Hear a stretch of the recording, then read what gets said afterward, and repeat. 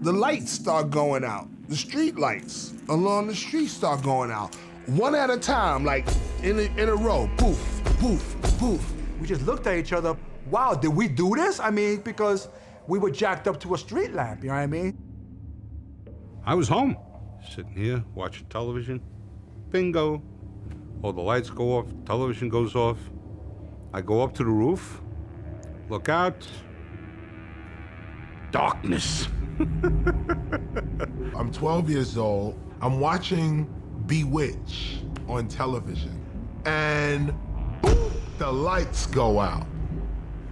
I thought it was just us, because that's a common occurrence. I looked outside, and everything was black. On the night of the blackout, my friend Cheech was visiting, Cheech from Cheech and Chong, you know, and I got a call. Well, the lights went out. I said, come on, let's go up to the Bronx. Okay. I'm covering the story. Oh, I was in the middle of a blowjob with a client at Caesar's Retreat, and all the power went out.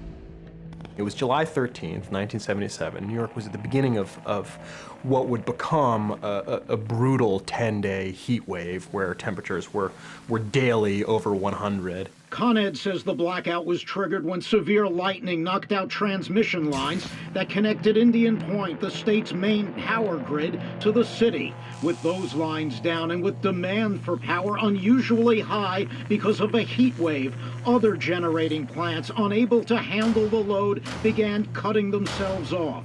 It took only minutes before it was all over. New York had been disconnected from the nation's electric system. The first reality check was a bodega right across the street from where we were playing. The gate went down.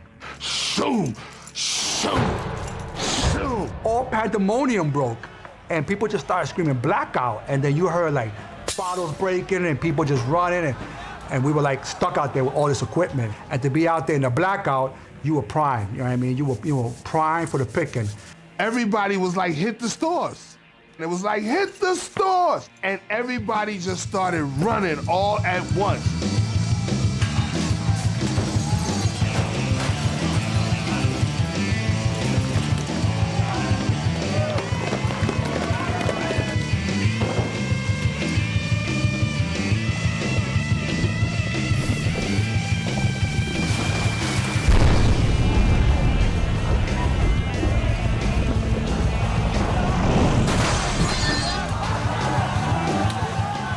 Some started running towards us. Me and Wiz, we had other ideas, okay? We pull out the guns, we like, no, run that way, okay? Don't run this way, run that way. Wiz stayed with the equipment, and I proceeded around the corner because there was an electronics store, the sound room, and they had DJ equipment in there. And this is my first time admitting this, telling this story, but yes, I did sneak in there, help crash the gate down, and crawl in and pull out a Clubman 2 mixer. But like I said, couldn't just say, I'm gonna be a DJ. You needed equipment.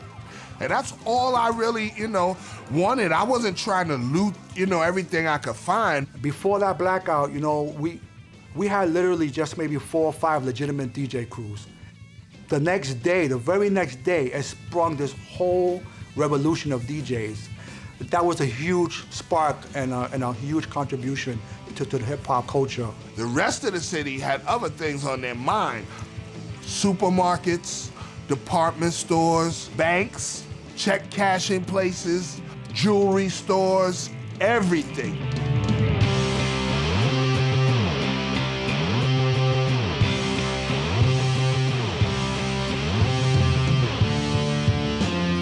Morale in the police department was very low because there had been layoffs and pay freezes. So when they got the call to start showing up for work the night of the blackout, a lot of them were not inclined to do so.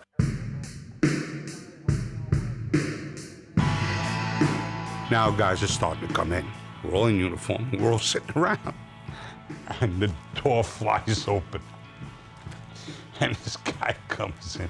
What the F is going on? They're walking away with my store. The CO hears this and he comes out and he says, who are you? He says, I'm the commanding officer. You're the commanding officer? Well, command something. He says, they're walking away with Broadway. So we take streets to get up to Broadway. There was thousands of people in the street, carrying chairs, carrying refrigerators, carrying TVs. How are we going to arrest all these people? You know? So I says, let's get the cars over here.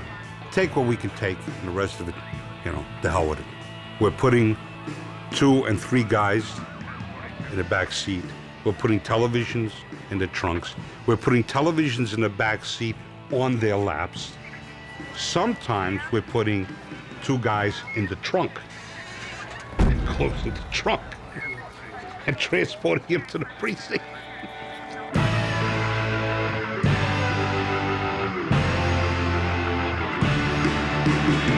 Guys were making arrests left and right, and there were shots being fired. We were firing back. You know, wherever we would see a flash, boom, we open up in that direction. We were saying, we need more ammo. And the words were no longer out of my mouth. Then here comes emergency service. They start throwing us boxes of ammo, hundreds of rounds, and we're loading up. And the exchange of gunfire continued.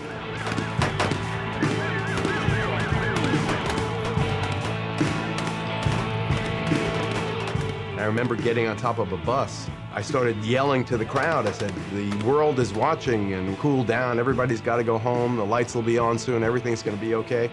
I never figured that even as hard on its luck as New York was, that the veneer of civilization was that thin, that people who were marginal people, or even in their regular lives law-abiding people, suddenly became this crowd of anarchists in it for themselves. The, you know, Jekyll and Hyde personality came out, and people that you would never expect, the housewives, some of them. I mean, not all by any means minorities either. I'm bugging out because church-going, upstanding citizens, the ones you know are teachers and doctors and in the community, they are now reduced to looters, thieves, and rioters. I was shocked. I was afraid. I was frightened at the sound of glass breaking, cars screeching, guns going off, and motherfucker, get away from my door.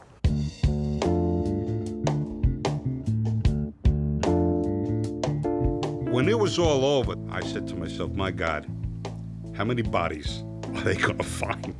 They didn't find a single body, not one.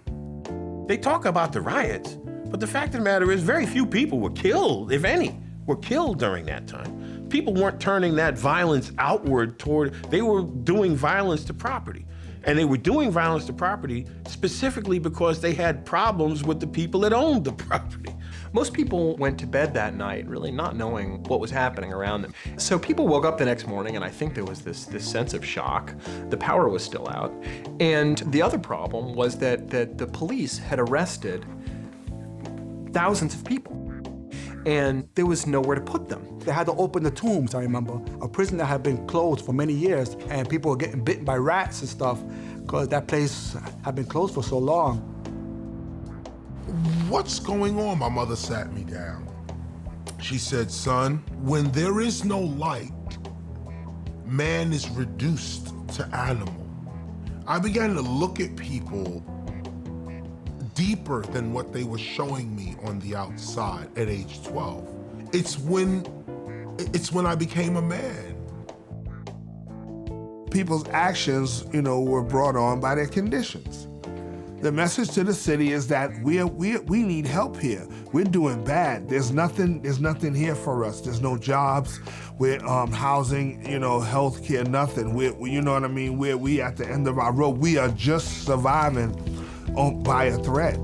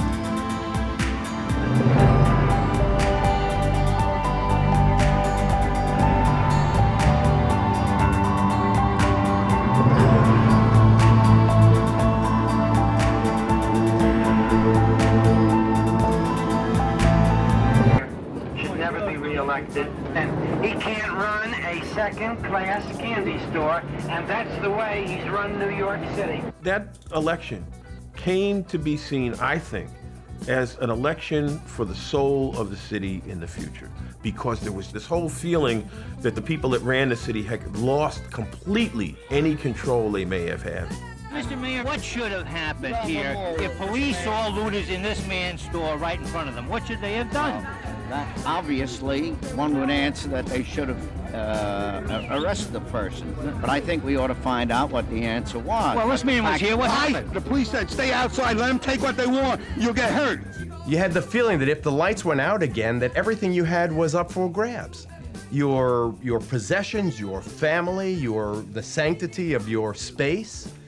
And Koch was ruthless in his perception of the anxiety that New Yorkers suffered and his prescription for fixing it. How am I doing?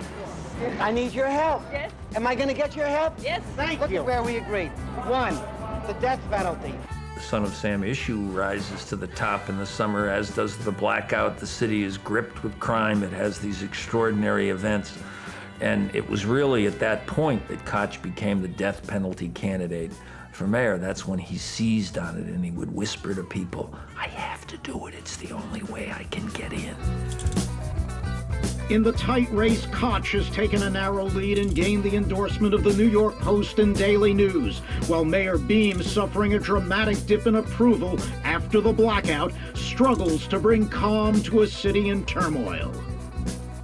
The people of this city know and understand that we can improve the quality of life here in our city. We had soaring murder rates. We had a city that was really gripped with every form of crime. And, you know, the quality of life violations would never even occur to anybody. The quality of life was supposed to be violated.